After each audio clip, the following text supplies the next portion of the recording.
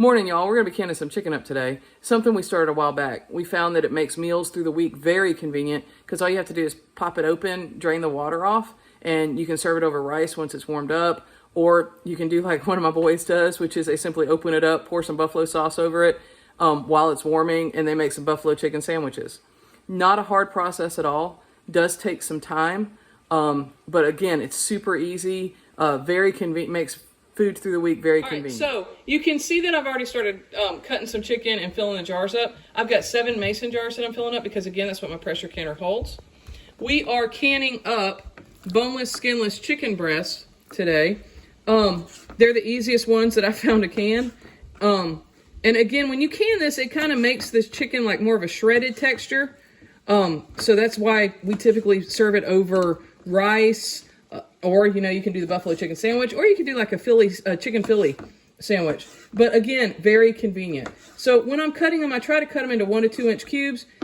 But really, I don't have, you can see, I don't have a ruler out here measuring. You know, I'm sure I have larger cubes than other ones. I got this recipe. I've watched YouTube videos of other people doing this, but I also followed the Ball Book. That's what I go by a lot, is the Ball Book, because those recipes have been tested. So, you know, as long as you follow the directions, typically there's not going to be any issues at all when you're canning. All right, you can see we filled up the jars. There, I leave the 1 inch headspace that is required. The headspace always refers to from the rim to where the product is, and I've left that 1 inch headspace in all 7 jars. Now we're going to take and we're going to fill it up with, you're supposed to fill it up with boiling water, so that's what we're going to do, leaving again the 1 inch headspace.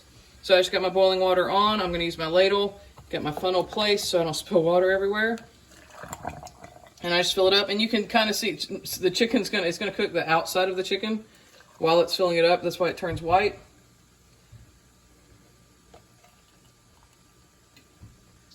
And I'm going to go around and fill all of them up, and then I have to come back and make sure all the air bubbles are out. So we're going to fill up our second one.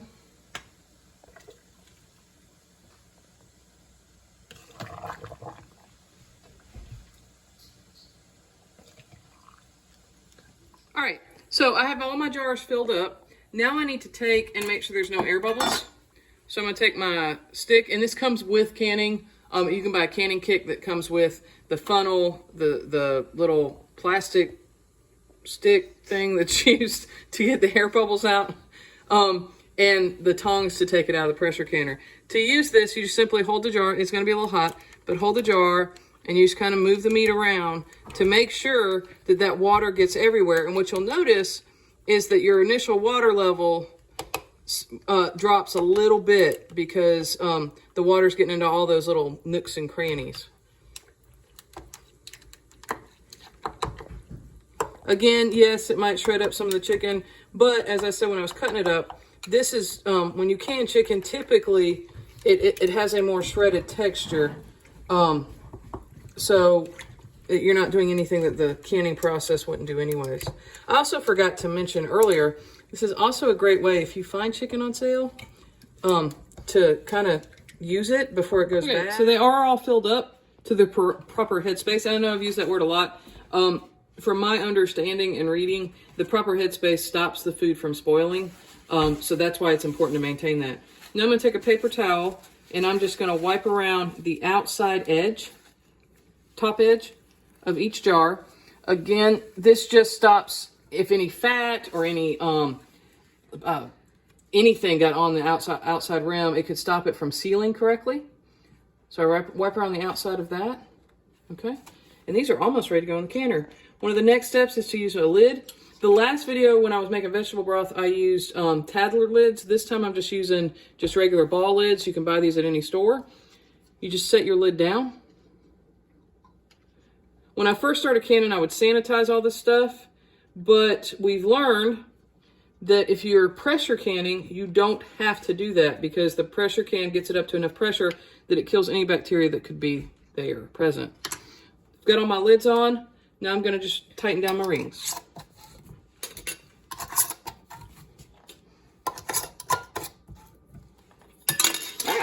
That one kind of shot everywhere. And you can see I'm not twisting the jar to tighten it, like to overly tighten it. I'll move this one up front so you can see it. Just turn a good twist to make sure it's sealed. Okay.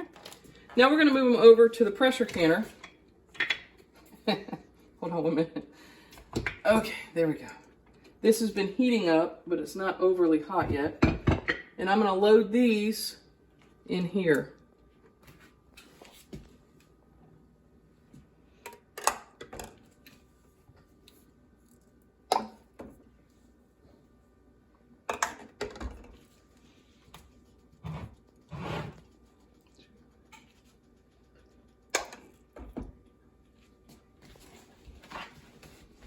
All right, now that we've got it all loaded up, we've got the cooktop on high. We're waiting for it to start boiling and it'll start venting. Basically, steam will start coming out of this little vent right here. Once that happens, we set our timer for 7 minutes and let it continue for 7 minutes. Then I'll take my pressure weight, this little thing right here, and you can see it's got 5, 10, 15 on it. I'm gonna make, because we process at 10 pounds of pressure, I'm gonna make sure the 10 is on the bottom. Almost lost it. And then I'll put it on top of there. Okay, and once it reaches 10 pounds of pressure on my pressure gauge, then I'll set my timer for 1.5 hours, because chicken and any meat really has to process for 90 minutes if it's quart jars. It's now heated up to the point where it's starting to vent. You can see the water coming out of the spout. And if we look at our pressure gauge, we can see the pressure starting to build. So we're going to take our pressure weight. We're going to make sure that it comes up to 10 pounds of pressure. We're going to place that right over where it's venting, and then just keep an eye on the pressure gauge. All right, so you can tell it's reached 10 pounds of pressure because it's jiggling with the pressure weight on it. So what we do when it reaches this point, and it's also up to 10 pounds over here on my pressure gauge, is I'm going to turn that burner down. Typically we turn it down to probably what would be medium high, but there's no, it really depends on your cooktop or what cooking surface you're using. Now that it's reached 10 pounds of pressure, I'm going to go over and I'm going to make sure that I set my timer for 1 hour and 30 minutes. Because that's how long it takes for meat to get done. Once that 1.5 hours is done, the 90 minutes is done, turn your burner off and let it naturally drop down to 0 on your pressure gauge. Don't touch your pressure weight that you put on there at 10 pounds pressure if you had to put one on there. Just let it drop. Don't move it off the heat. Just let it drop naturally. If you don't, then it can mess with the sealing of the jars, but it can also let off too much liquid. Just too many things to go wrong, and you've done too much to get this done. Once that happens and it's dropped to 0, you're going to open up your pressure canner and, of course, take the products out. Do not touch the products with your hands, guys. It is like, it's hot. It's still going to be boiling. But you need, again, you get this in your from a canning kit that you can find. It comes with these little tongs that make it really easy to pick the jars up and out. Okay. And then, like you can see, I've got mine sitting on my table right now on a towel, letting them cool. They will cool for at least 12 hours. Then I use a soapy cloth to wipe out the outside of the jars and take the rings off. Remember, don't leave the rings on because it can lead to you thinking something sealed correctly when it didn't. Okay, so thank y'all for joining us today. Hope that y'all, that kind of helped. And again, we do this because it makes meals very convenient. Also helps feed teenage boys, which is very difficult. Let us know if you got any questions, and we'll see you again next time.